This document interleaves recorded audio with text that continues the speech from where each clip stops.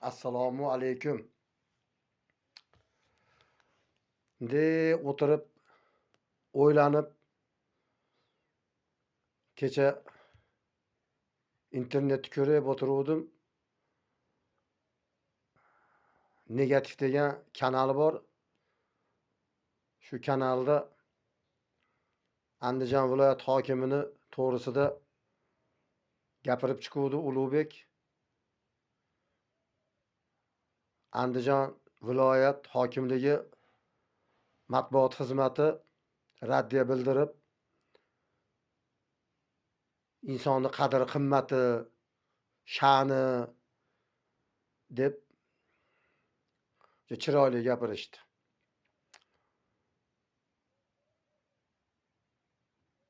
Endi bu insonni qadr qimmatini himoya qilish uchun viloyat hokimi bo'lish kerakmi? Shaxsan meni o'zimni mana uy-joyimni, meni nomimdagi uy-joyimni korrupsionerlar, ya'ni kasopatilar o'zlari meni nomimdan ariza yozishib, o'zlari qo'llar qo'yishib, qalbaki hujjatlar qilishib, meni uy-joyimni sotib o'zlashtirib yuborishgan.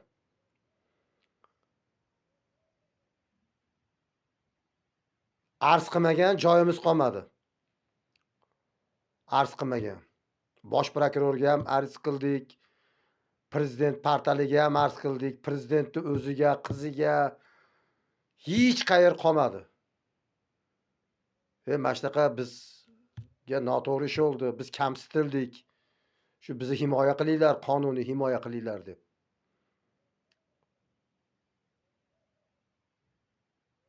Bizi aybimiz endi shu bir oddiy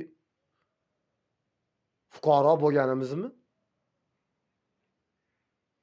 Mana shunday endi kamsitilib, joylarimizdan mahrum bo'lib o'tib ketamizmi endi?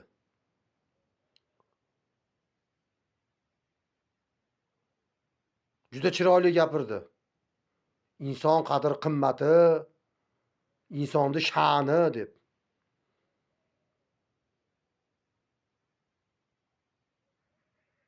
Odamlar joylari buzilyapti. Ular kamsitilinyapti. Aybimiz bizi oddiy fuqaro bo'lganimiz.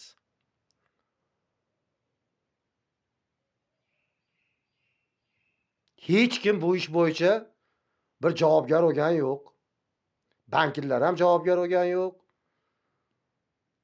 50 ming AQSh dollari ustini berganman degan onasini og'zidan tug'ilgan Mirzolim Rahmatulloh ham javobgar bo'lgan yo'q.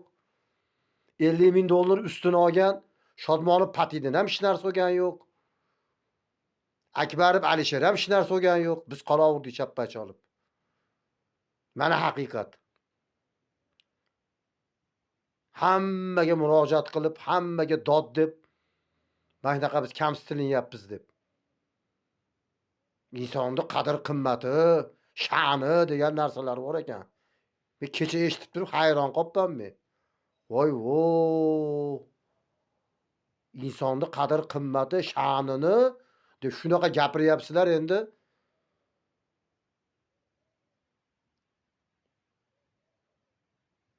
Bu qonunlar hammaga teng bo'lsin. Bu yerdagi oddiy fuqarolarga ham qadr qimmatini, sha'nini gapirib, himoya qilib chiqinglar. Katta bitta rahbar bo'lsanglar, darrov uni tarafini olib, haya qilmasdan. Ertaga bular amaldan ketgandan keyin ham shunaqa qilib tarafini olasizlarmi? Ana vaqtida Gulnorani rosa ko'tar qilgansizlar. Birov ashos Gulnorani bir ikkita nondan xabar olib qo'yapti, mana shu maqtaganlar. Ko'kka ko'targanlar. Ikkita nondan bir pachka sigaretni qo'ying endi, choyni qo'ying. Bu amaldan ketgandan keyin ham shunaqa qilib bir qadr qimmatini himoya qila olasizlarmi?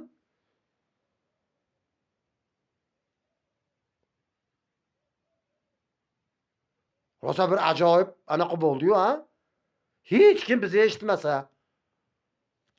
bosh prokuror eshitmasa, ichki ishlar vaziri eshitmasa, Oliy sud raisi eshitmasa,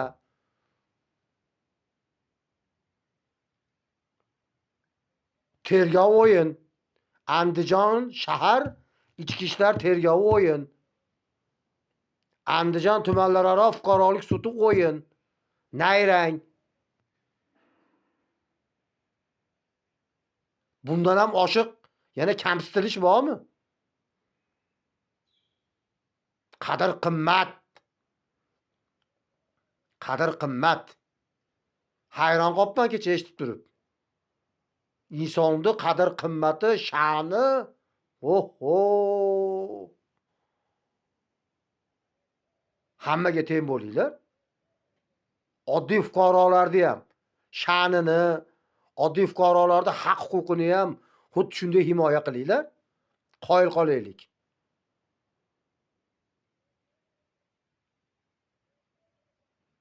Bu qanday endi bu?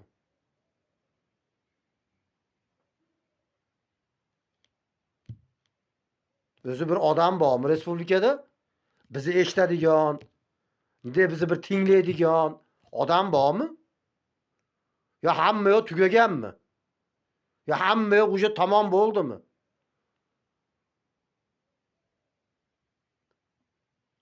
Bosh prokuratura qani? Ichki ishlar vazirligi tergov departamenti qani? Oliy sud qani? Qanisizlar?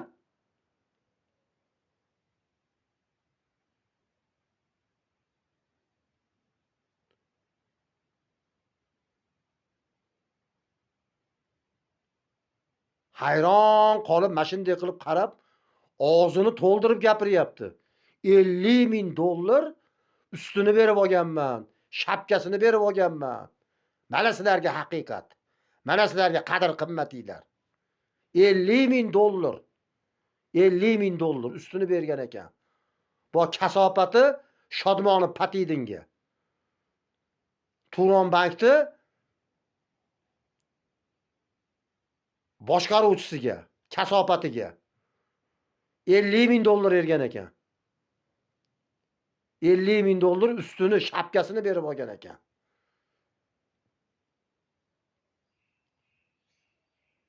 Korrupsiyaga qarshi kurashyapmiz yana. Korrupsiyaga qarshi kurashyapmiz. Korrupsiya. Gapirmanglar. Imенно mana korrupsiya to'g'risida gapirmanglar. Umuman gapirmanglar. Og'zinglar to'ldirib korrupsiya deb.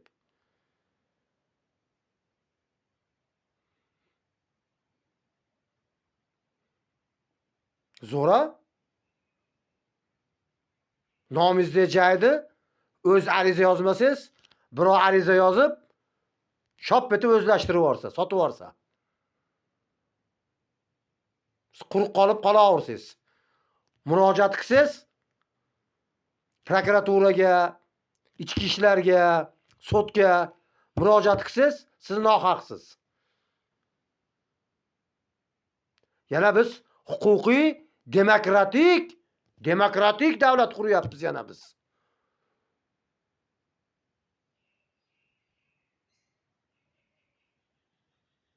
Qo'yinglar. Saidaxon Shavkatovni sizga bir 100 marta murojaat qildim. Javob yo'q. Prezident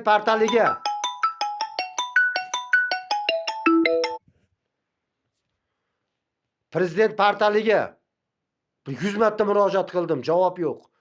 Bosh prokuraturaga murojaat qildim, javob yo'q. Kimga aytaylik dardimizni? O'sha boshladik. Birlashgan Millatlar Tashkilotiga murojaat qilishni boshladik.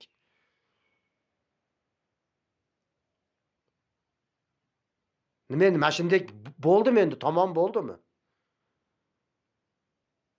Tugadimi endi? Biz qolaveramizmi endi? Joyimizdan ayrilib.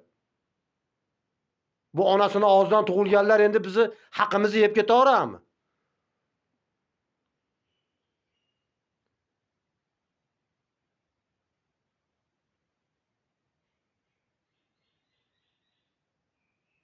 Endi Krasniy Kres qolyapti.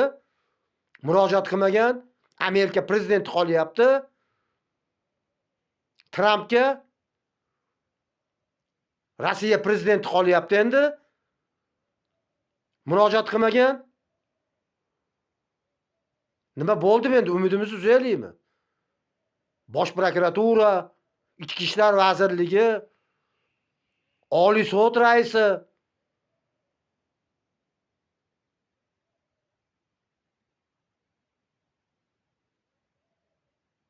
bo'ldimi endi? Taqdirga tan beraylikmi endi?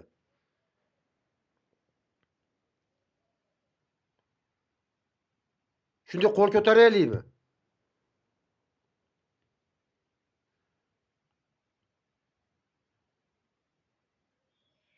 Endi bu davlat chora ko'rmasanglar, bularga, bu jinoyatchilarga, bu korrupsionerlarga endi o'zimiz chora ko'ramizmi endi?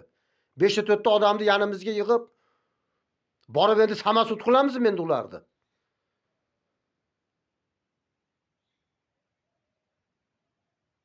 Bunandaqa bo'lmasin.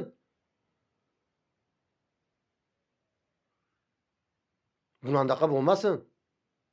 Qonun hammaga baravar bo'lsin. Dod deb qola olmaylik biz manandaqa qilib. Butun dunyo hamjamiyatiga murojaat qilib.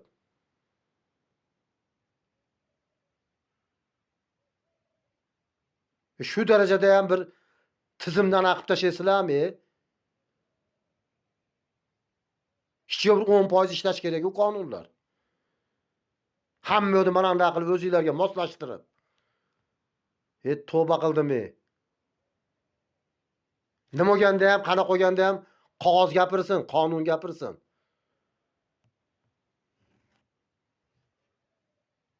İnsonni sha'nimish. Insonni sha'ni or-nomus turibdi ekan. Nima bu yerdagilar anaqami? Qo'ziqorinmi? Oddiy odamlar. Gapirishmaysan bizni ham chiqib. Mana qo'lyapti ekan deb.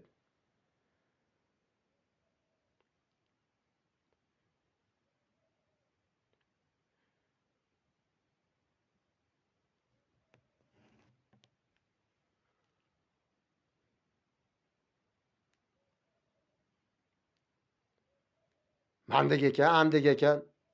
Tavba qildimi?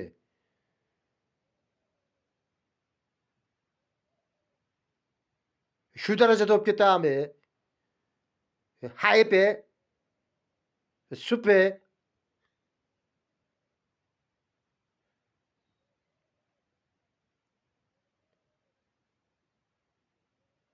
Yaxshi ham mana shu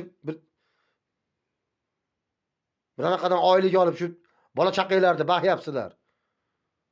Mana shu ichki ishlar ham, prokuratura ham, sud ham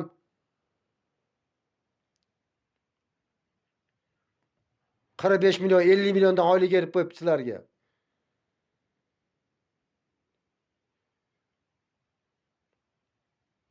Shunday bir oddiy odamlarni ham o'ylab qo'yaveringlar.